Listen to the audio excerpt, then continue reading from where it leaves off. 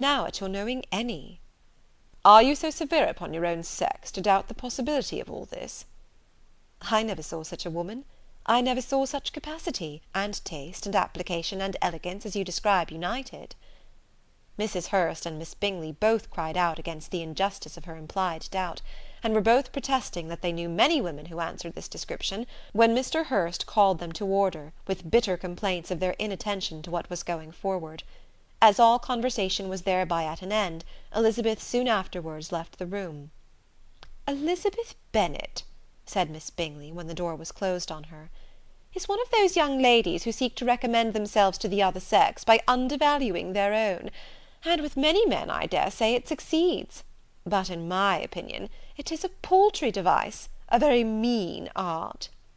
"Undoubtedly," replied Darcy, to whom this remark was chiefly addressed, "there is a meanness in all the arts which ladies sometimes condescend to employ for captivation.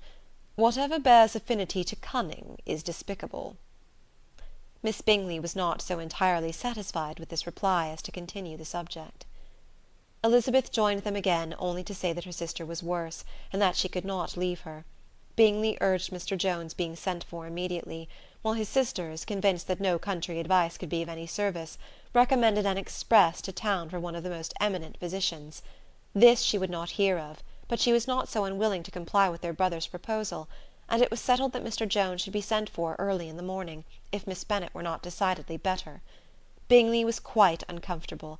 His sisters declared that they were miserable.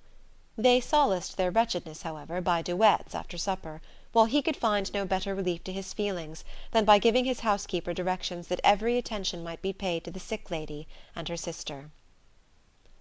Chapter 8.